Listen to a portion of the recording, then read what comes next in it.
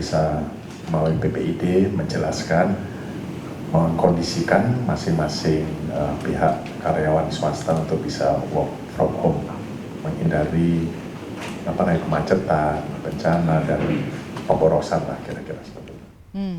Konteksnya adalah kemacetan. Jadi sudah benar tadi narasi saya sebelum jeda, kalau hujan aja di Jakarta, hujan sedikit pasti macet. Jadi WFH diminta di Jakarta oleh penjabat Gubernur DKI Jakarta. Tadi sudah disampaikan karena konteksnya mau cegah kemacetan. Saya ke Pak Haryadi. Pak Haryadi, jadi karena cuaca ekstrim ini apakah terdampak? Kalau kami coba lihat di beberapa tempat termasuk di Jawa Barat yang lokasinya dekat pantai, katanya ada yang berubah pikiran.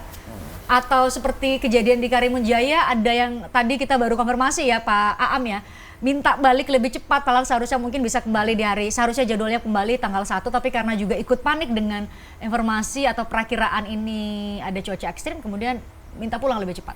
Ya, memang kekhawatiran karena berita ya, itu cukup berpengaruh terhadap mindset atau persepsi dari masyarakat yang melakukan perjalanan wisata. Jadi seperti contohnya di pesisir selatan Pulau Jawa dan juga di pesisir utara itu memang terdampak gitu. Jadi saya ambil contoh saat ini di Pangandaran ya, tadi kita sama-sama mendengar konfirmasi dari salah seorang tim kami di sana, itu menyampaikan bahwa sejak November itu sudah ada isu tsunami gitu. Bukan isu lah, artinya peringatan ya, peringatan yang tapi dari pihak yang berwenang? Iya, dari BMKG, dari bulan November ya, artinya antisipasi. Nah, antisipasi seperti itu. Nah, itu di respons ya akhirnya memang orang menjadi khawatir ke sana, dan kondisinya adalah 50% lebih rendah okupansinya dari tahun lalu. Ada pengaruh di situ. Nah, tentunya ini juga kalau untuk pihak pengelola tempat wisata dan hotel juga merugikan juga ya, karena lumayan, justru pada hari-hari ini adalah high season. Nah, tapi kalau untuk seperti Bali itu relatif aman, Mbak. Bali oke, udah semua juga jalan. Ya memang yang terdampak adalah yang memang di pesisir ya, khususnya di Pulau Jawa. Dari mulai Banten sampai di Jawa Timur semuanya, yang di selatan menjadi lebih khawatir, ada kekhawatiran itu. Dan ini mungkin dalam forum yang baik ini saya juga menyampaikan bahwa untuk para pihak untuk berhati-hati dengan menyampaikan informasi ya, karena ini bisa menimbulkan juga kekhawatiran, bahkan juga bisa kepanikan ya. Seperti contohnya Karimun Jawa itu kan juga akhirnya jadi kayak pulang lebih cepat sebenarnya ya. Seperti itu.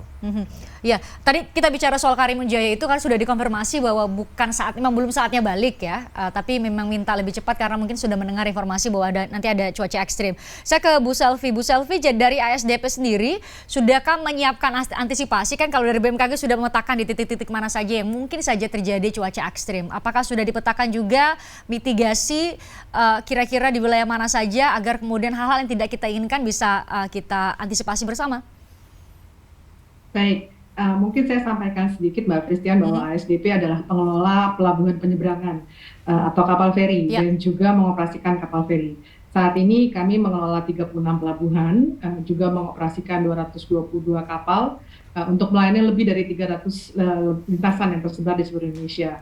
Kalau untuk pemetaan berdasarkan data pantauan kami dari Gelombang dan juga Command Center-nya ASDP, memang beberapa daerah khususnya di Indonesia Timur mengalami cuaca ekstrim. Ini juga mungkin nanti Pak Mining bisa mengkonfirmasi, tapi kalau menurut pantauan kami di wilayah Bitung atau Sulawesi Utara, termasuk kepulauan terluar di utara Indonesia, kemudian Ternate, Maluku Utara, Ambon dan Tual, juga ada lintasan Bajoe di Sulawesi Selatan, Kolaka di Sulawesi Tenggara, juga di daerah Nusa Tenggara Timur seperti lintasan kami yang di Sape Labuan Bajo dan juga Kupang Rote, serta beberapa lintasan di Cabang Biak. Demikian, Mbak. Jadi itu sudah dipetakan.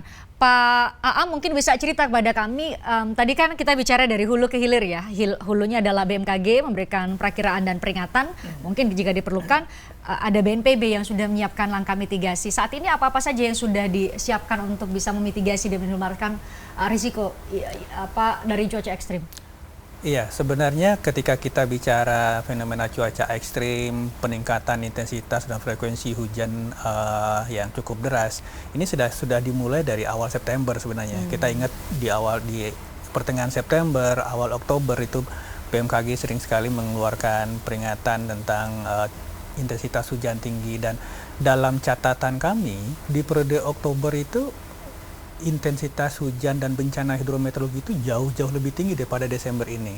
Setiap minggu itu ada sekitar 76 kali kejadian bencana hidrometeorologi basah dengan korban jiwa itu 13, 15. Ini jauh lebih tinggi, tetapi yang kita khawatirkan dalam yang harus kita waspadai dalam fase Nataru ini ada 44 juta warga yang berkomuter, yang melakukan Mobilisasi, perjalanan, ya? melakukan mobilisasi, baik itu darat, laut, udara. Nah, ini yang harus kita proteksi, ini harus kita lindungi. Tetapi begini, prinsipnya kalau dalam kesiapsiagaan bencana itu, waspada itu wajib, takut jangan. Karena ketika kita takut, ujungnya panik kita.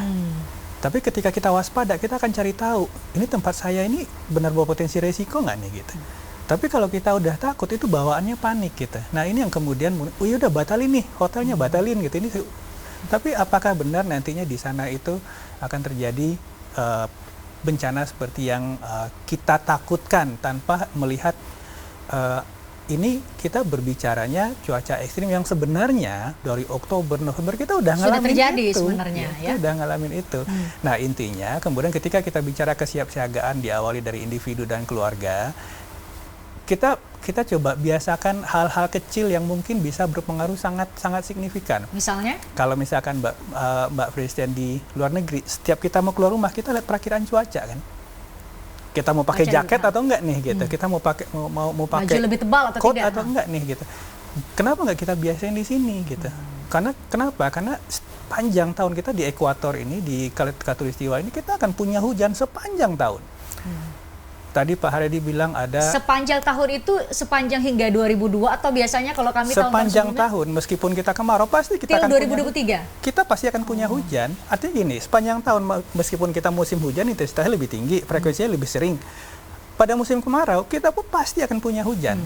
Gak ada ekuator itu ada, meskipun ada beberapa tempat yang hari tanpa hujannya bisa 1 bulan, 2 bulan, tapi tetap kita punya hujan. Pak Haryadi tadi bilang ketika kita mendengar ada megatrust terus hotelnya hilang. Kita ini di wilayah cincin api ada 3 lempeng yang pasti kita akan kena gempa, pasti kita akan ada tsunami. Itu fenomena alam yang pasti berulang. Jangan kita lupakan bahwa yang namanya disaster, yang namanya fenomena alam membawa bencana, itu adalah kejadian yang berulang.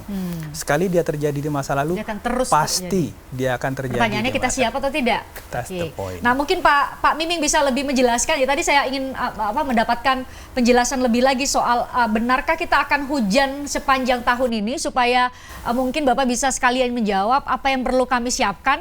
Setidaknya kan kalau yang sederhana adalah pakai baju yang lebih tebal misalnya. Tapi di Jakarta misalnya mungkin akan ada adjustment atau penyesuaian beberapa kebijakan, karena tadi Pak Heru bilang ya, penjabat Gubernur DKI Jakarta itu dampaknya sampai ke macet. Tapi mungkin bisa cerita dulu, benarkah sepanjang tahun dan mungkin kira-kira apa yang perlu kami siapkan? Ya, baik. Jadi yang dimaksud tadi mungkin adalah terkait dengan bencana ya. Bencana itu di wilayah Indonesia bisa terjadi sepanjang tahun, di mana periodenya itu adalah di bulan Januari, di bulan sekitar Desember hingga Februari sebagai musim hujan, dan puncak musim hujan di Januari Februari.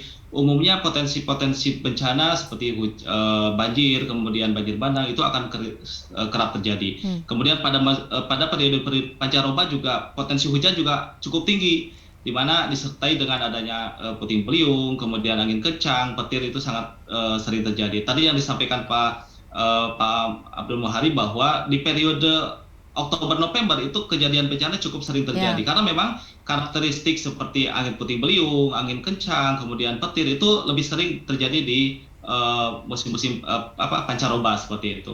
Kemudian di bulan-bulan kemarau, Juni, Juli, Agustus itu rata-rata memang kejadian bencana hidrometeorologinya sifatnya kering, dalam artian potensi karhutla. Tetapi di beberapa kesempatan atau karena ada fenomena La Nina misalkan, itu juga bisa terjadi hujan seperti itu. Itu yang perlu kami ketahui.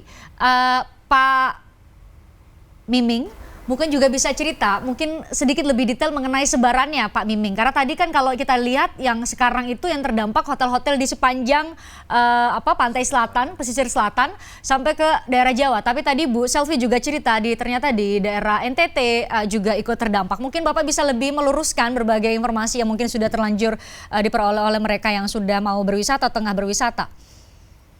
Oh ya, baik. Terkait dengan kondisi cuaca sepekan ke depan, kami memprediksikan di tanggal 27 hingga awal Januari nanti, ini ada beberapa wilayah yang harus diwaspadai, dia potensi hujan lebat hingga sangat lebat ini cukup potensial gitu ya. Secara umum di sebagian besar wilayah Jawa, mulai dari Banten, DKI Jakarta termasuk, Jabodetabek, kemudian Jawa Barat, pun demikian Jawa Tengah, Yogyakarta, Jawa Timur, Bali, hingga Nusa Tenggara, NTB maupun NTT, ini potensi hujan lebat hingga sangat lebat cukup potensial untuk sepekan ini hingga awal Januari. Kemudian secara khusus spesifik di kondisi ekstrimnya, kami memprediksikan bahwa berdasarkan analisis dinamika atmosfer, kondisi ekstrim yang perlu diwaspadai, yang paling perlu diwaspadai itu di periode tanggal 30. Karena kami memonitor adanya potensi yang sangat signifikan di tanggal tersebut. Kemudian untuk tanggal 28 besok ya, untuk kondisi hujan di wilayah Jabodetabek masih ada meskipun intensitas ringan hingga sedang secara umum dan tidak merata gitu ya, dalam artian untuk kondisi relatif tidak ekstrim seperti itu. Okay. Nah, yang perlu diwaspadai adalah justru di sekitar tanggal 30 karena kita menganalisis bahwa di kondisi tanggal tersebut ini cukup signifikan peningkatan curah hujannya. Senang mendengarnya karena tanggal 31 ada banyak sekali rencana orang mau menghabiskan pergantian tahun. Tapi usai jeda akan bahas mengenai, kita spesifik akan bahas mengenai, kalau tadi Pak Aam bilang bahwa polanya sudah kita bisa baca dari tahun ke tahun, namanya bencana pasti terjadi. Tapi seharusnya kita yang bisa ada adjustment atau penyesuaian. Sama mau tanya ke PHRI, sama mau tanya ke ASDP, kira-kira adjustment apa, penyesuaian apa yang sudah dilakukan oleh para stakeholder di bidang itu. Misalnya travel agent sudah menyiapkan nggak penyesuaian dengan berbagai cuaca ekstrim dan potensi bencana yang kita bakal hadapi 1 tahun ke depan. Usai jeda di obrolan malam. Tertarik dengan diskusi saya dengan para narasumber? Saksikan obrolan malam dengan topik-topik menarik lainnya. Jangan lupa subscribe ya channel YouTube Berita 1. Like, komen, dan share video ini ya. Terima kasih.